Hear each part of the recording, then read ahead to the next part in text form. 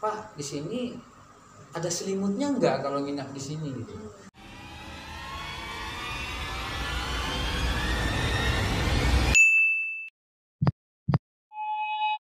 Assalamualaikum warahmatullahi wabarakatuh. Halo semuanya, berjumpa dengan saya Balkis Hayufa Setiawan dari podcast Suara Rakyat Koran Banjar Channel.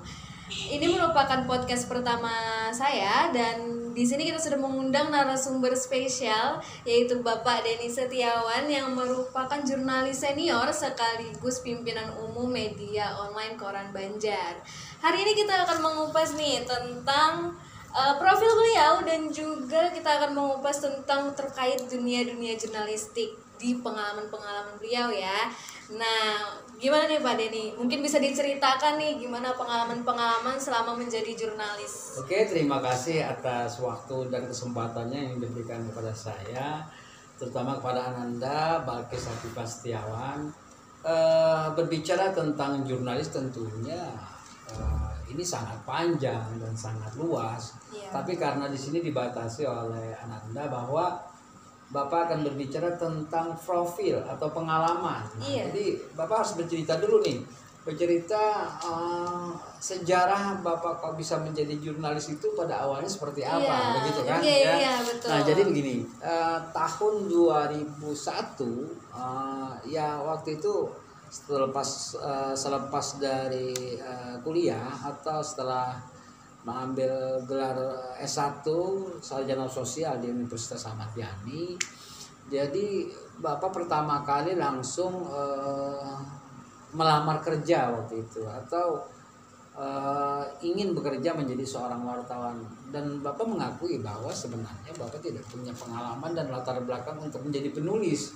Tapi pada saat itu karena terdesak oleh keadaan, karena ya mohon maaf bercerita sedikit tentang profil keluarga Bapak atau orang tua Bapak ya bisa dikatakan tidak begitu mampu dan harus berdiri sendiri, harus mandiri, bagaimana bisa bekerja, bagaimana bisa menghasilkan uang untuk kebutuhan sehari-hari. Sebenarnya itu aja latar belakang awalnya gitu. Jadi begitu melihat dulu lamaran-lamaran atau lowongan kerja itu banyak bertebaran di beberapa surat kabar. Nah, waktu itu Bapak melihat ada lowongan kerja di surat kabar harian Banjarmasin Post waktu itu sekitar tahun 1999. Jadi ada lowongan kerja yang menerima wartawan, dan karena ingin bekerja jadi tanpa banyak pertimbangan langsung mengajukan lamaran ke Banjarmasin Post. Kemudian pada saat itu Bapak bersama kurang lebih 150 orang untuk melamar kerja di Banjarmasin Post. Kemudian mengikuti seleksi yang cukup ketat, dan alhamdulillah secara singkat di tahun 1999 itu Bapak terpilih menjadi salah satu jurnalis. Waktu itu terpilih menjadi seorang jurnalis dengan sekitar kurang lebih 50 orang dari 150 orang. Nah, setelah itu memasuki pelatihan, dan zaman itu untuk menjadi seorang jurnalis itu tidak gampang. Bukan proses yang mudah. Sulit sekali karena harus melalui seleksi, kemudian minimal lulusan S1 begitu. Dan pelatihannya pun tidak main-main. Pada saat itu butuh waktu yang berbulan-bulan untuk bisa menjadi seorang penulis. Dan pengalaman yang menarik pada saat Bapak menjadi seorang jurnalis pada saat itu setelah mengikuti pelatihan teori, ada satu cerita bahwa ketika Bapak disuruh untuk menuliskan satu berita, waktu itu kita diajak oleh, ya bisa dikatakan oleh instruktur untuk ke pasar, ke pasar Sudi Mampir Banjarmasin. Nah, terus kita diturunkan di pasar nih. Nah, sekarang kamu cari berita. Tapi ya memang pada saat itu kita sudah mendapatkan teorinya, cuman belum tahu bagaimana cara mencari berita gitu kan. Nah, pada saat itu ya karena bermental dan punya keyakinan berani aja gitu, keberanian untuk bisa mendapatkan narasumber. Di Sudi Mampir itu pada saat itu ada salah satu hotel yang ya namanya hotel di pasar ya, tidak begitu mewah, hotel bintang 1 lah seperti itu. Jadi yang ada di kepala Bapak pada saat itu hanya ingin menanyakan kira-kira bagaimana hotel ini untuk bisa diminati oleh para pengunjung, ya kan? Nah, dalam pikiran Bapak ini pasti ada magnetnya gitu kan. Iya. Kalau misalnya dia mengundang pengunjung untuk menginap di situ, dan salah satu magnetnya adalah mohon maaf, di hotel kalau tidak ada, mohon maaf, ada perempuan itu biasanya agak susah untuk Iya. untuk menarik perhatian orang-orang. pengunjung gitu loh. Nah, dan saya tidak menyebutkan bahwa semua hotel seperti itu ya, cuman ini pengalaman aja. Nah, waktu itu saya datang ke hotel itu, terus saya bertanya, langsung menanyakan tentang, Pak, waktu itu dengan security-nya Bapak tanyakan kan, Pak, di sini ada selimutnya enggak kalau nginap di sini gitu. Bahasa kriminalnya itu kan ada selimutnya. Selimutnya itu ya. maksudnya perempuan gitu loh. Lalu si bapak ini bercerita gitu kan, ya ada Pak, ada. Nah dari situ saya mencoba bertanya terus selimutnya tuh dari mana, terus seperti apa, terus talitnya bagaimana. Nah dari itu saya bisa mendapatkan satu naskah berita yang bisa dikatakan berita kriminal. Iya. Nah kemudian pulang dari situ saya nuliskan berita itu, diperintahkan oleh waktu itu redaktur, Dede, coba kamu bikin berita yang kamu liput tadi di Pasar Sudi Mampir.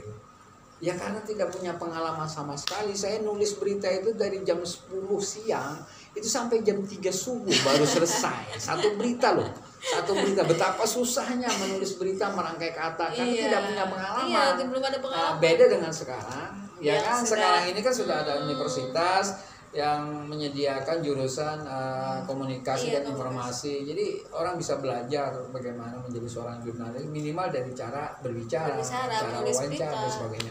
Kalau saya kemarin ya karena bukan lulusan itu, jadi ya belajarnya secara otodidak gitu. Dan untungnya mendapatkan instruktur yang pengalaman di Banjarmasin Post Group. Nah, itulah pengalaman pertama saya menjadi seorang jurnalis. Nah, kemudian tahun 1999 saya masuk, dan pada saat itu kebetulan sekali di Banjarmasin Post Group itu ada namanya media baru yang dibangun oleh Banjarmasin Post Group yang menjadi salah satu surat kabar saudaranya, namanya Metro Banjar. Jadi waktu itu ada surat kabar Metro Banjar di tahun 1999. Dan itu konsentrasi liputannya adalah memang kriminal.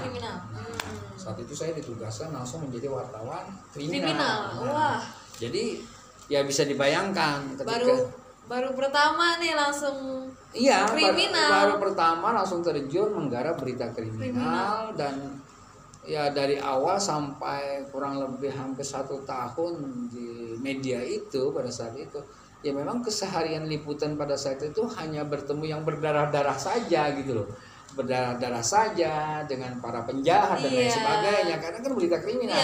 Jadi saya ngepostnya pada saat itu kalau tidak di Polres gitu, atau di rumah sakit, atau langsung ke lapangan gitu. Jadi untuk mencari sebuah berita yang memang layak dan memang punya nilai berita yang menarik, itu dulu itu tidak gampang, sangat susah. Jadi kita harus ngecek dulu nih, ketika dapat informasi yang harus kita cek pertama kali, kita harus ke rumah sakit dulu, bikin hubungan dengan pihak rumah sakit, bikin UGD, rekan-rekan di UGD. Hari ini apakah ada korban apa gitu. Nah, itu dulu pembuka informasinya. Setelah kita dapat informasi itu, kita cari data dan sebagainya, konfirmasi dari dengan polisi. Kalau itu kecelakaan, berarti tanyanya ke Satlantas. Kalau itu misalnya tindak kriminal, kita akan tanyanya ke bagian reserse gitu kan. Nah, begitu irama-irama ketika kita mencari berita pada zaman itu ya. Berbeda dengan sekarang. Mohon maaf kalau saya bisa sedikit menggeser tentang yang saya amati sekarang ini.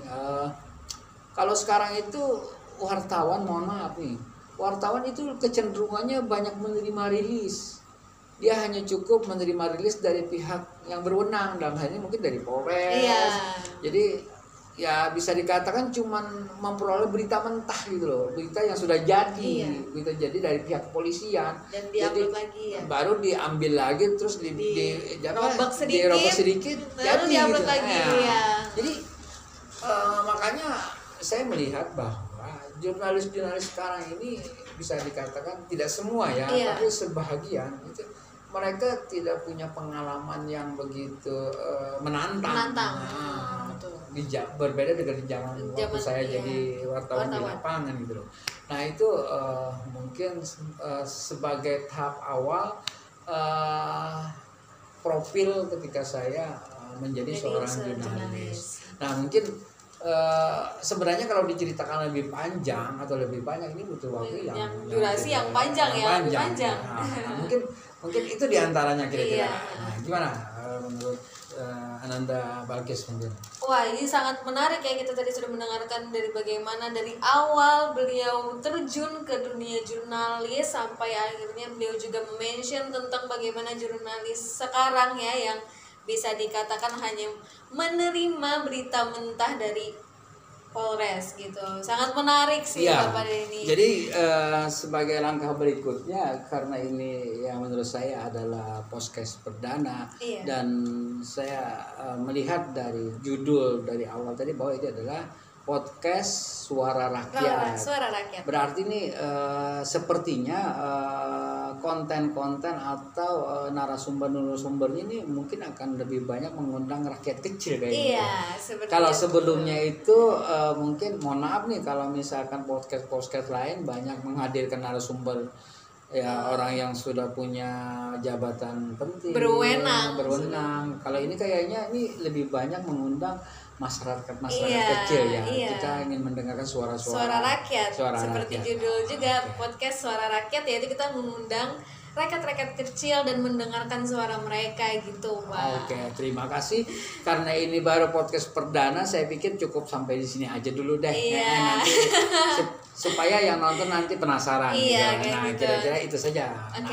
Assalamualaikum warahmatullahi wabarakatuh. Halo semuanya, bertemu lagi dengan saya Balkis Haifah Setiawan dari podcast Suara Rakyat. Di sini kita masih bersama dengan Pak Denny, dan hari ini kita akan melanjutkan wawancara tentang profil beliau sebagai jurnalis senior dan juga pimpinan media online Koran Banjar. Jadi gimana nih Pak Denny kelanjutan dari pengalaman-pengalaman selama menjadi jurnalis ya? Selama menjadi jurnalis. Oke, terima kasih Ananda Balkis Haifah Setiawan atas kesempatannya kembali melalui podcast Suara Rakyat.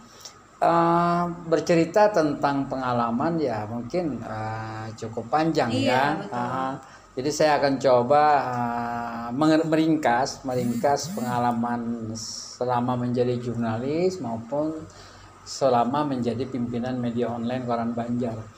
Jadi sejak tahun 2000 hingga 2001 saya pada saat itu bekerja di sebuah media besar ya, masih dalam Kompas Group. Waktu itu nama medianya adalah Metro Banjar. Nah, tahun 2001 saya pindah atau kembali menjadi jurnalis di media lain. Saat itu saya bergabung ke Radar Banjarmasin atau grup Jawa Pos Group gitu ya. Sampai tahun 2016. Nah, tahun 2017 kembali saya meniti karir. Setelah dari Radar Banjarmasin, saya mendirikan media online sendiri namanya Koran Banjar. Ya, awalnya Koran Banjar itu di tahun 2017 itu merupakan surat kabar harian, surat kabar konvensional. Nah, seiring waktu ketika saya mendirikan di tahun 2017, pertengahan sekitar 2017 menjelang 2018, saya melihat bahwa perkembangan media konvensional dalam hal ini surat kabar sudah mulai grafiknya sudah mulai menurun. Lalu kemudian saya mencoba untuk diskusi dengan beberapa senior, kira-kira media apa yang sekarang ini menjadi minat oleh masyarakat kita di Indonesia, khususnya di Kalimantan Selatan juga gitu loh. Nah, kemudian saya disarankan pada saat itu untuk mendirikan media online. Nah, karena saya tidak ingin repot untuk mendirikan media dengan nama yang berbeda, jadi saya gunakan aja nama Koran Banjar tetap, walaupun dalam prakteknya ini saya menggunakan digital kan, berbeda dengan konvensional.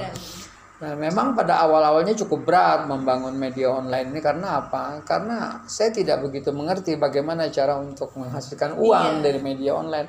Tapi seiring waktu saya belajar dan alhamdulillah sampai hari ini sejak tahun 2017 hingga sekarang 2024, berarti sudah 8 tahun ya. Nah, saya mendirikan media online sampai 8 tahun. Nah, sebenarnya kalau berbicara profil ya, mungkin profil saya sih tidak begitu penting ya. Yang penting itu adalah menurut saya melihat perkembangan media sekarang ini maupun pelakunya. Jadi berbeda dengan pada tahun 2000-an, wartawan di daerah itu masih sedikit gitu loh, pelakunya atau persnya tidak begitu banyak. Jadi mereka masih punya peluang atau ruang yang cukup besar dalam hal melakukan kontrol sosial kepada pemerintah maupun kepada pihak-pihak yang berwenang.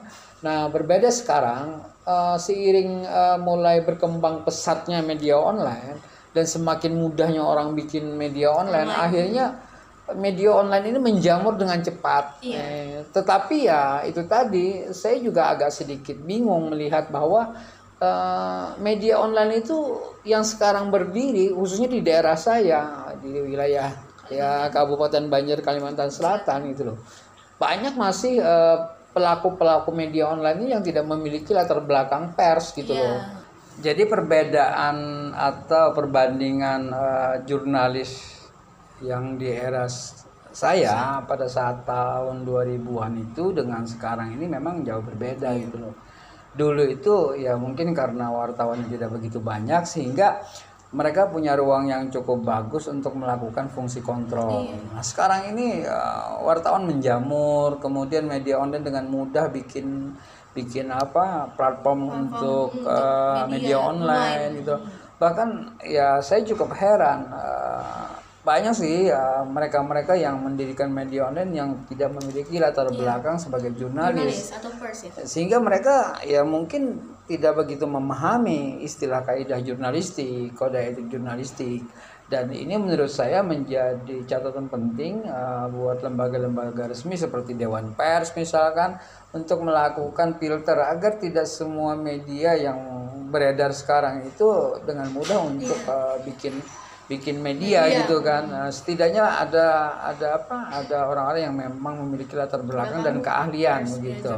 Nah, jadi pandangan saya sih seperti itu secara singkat tentang perkembangan dunia jurnalis seperti sekarang. Jadi menurut Bapak nih ya, untuk secara umum itu perkembangan dunia jurnalis itu seperti apa sih? Kalau secara umumnya bahwa persaingannya ini semakin ketat, tidak hanya antar jurnalis sebenarnya begitu loh. Jadi setiap orang sekarang sudah bisa menjadi jurnalis. Karena apa? Coba lihat di media sosial. Siapapun bisa menulis berita. Siapapun bisa menayangkan foto, siapapun bisa menayangkan video. Hanya saja yang membedakan adalah mereka yang menayangkan ini memiliki keahlian secara jurnalis atau tidak gitu loh. Mengerti atau tidak secara hukum gitu loh, bahwa ini boleh atau tidak. Padahal kan dalam kaidah-kaidah jurnalistik, dalam kode etik jurnalistik banyak rambu-rambu yang menurut aturan itu boleh ditayangkan dan tidak boleh ditayangkan. Ya contoh misalkan yang sederhana begini. Ada satu berita misalkan tentang pemerkosaan misalkan contoh yang melibatkan korbannya yang di bawah umur misalnya. Nah, itu dalam kaidah jurnalistik, dalam kode etik itu nama jelasnya tidak boleh. Kemudian fotonya tidak boleh ditayangkan. Jadi banyak rambu-rambunya. Nah, sekarang ini kan orang tidak mengerti itu, dengan bebasnya mereka membagikan, menyebarkan gitu kan.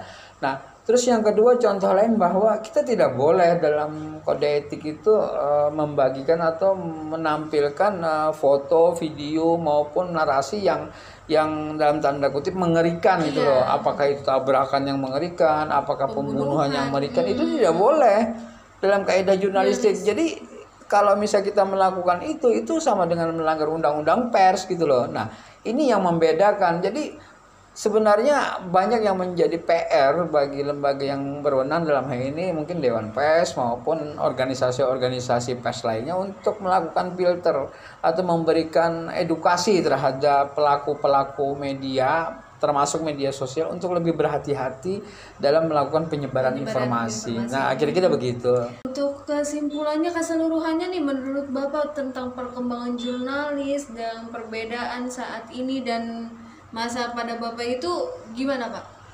Jadi kesimpulannya begini, kesimpulannya bahwa sekarang ini silakan saja orang ingin menjadi atau melakukan profesi sebagai jurnalis. Silahkan, siapapun menurut saya silahkan.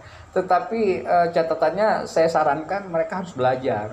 Mereka harus belajar kepada orang yang memang memiliki latar belakang sebagai jurnalis.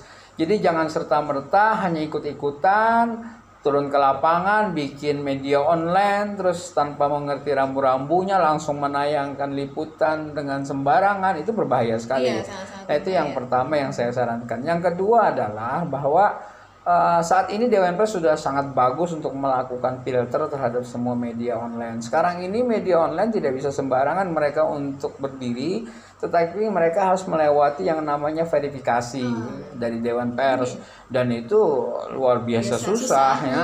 Jadi setiap media online itu harus melewati verifikasi, antara lain verifikasi administrasi, verifikasi faktual. Verifikasinya itu antara lain ya dari sisi legalitas, kemudian dari sisi SOP dan sebagainya.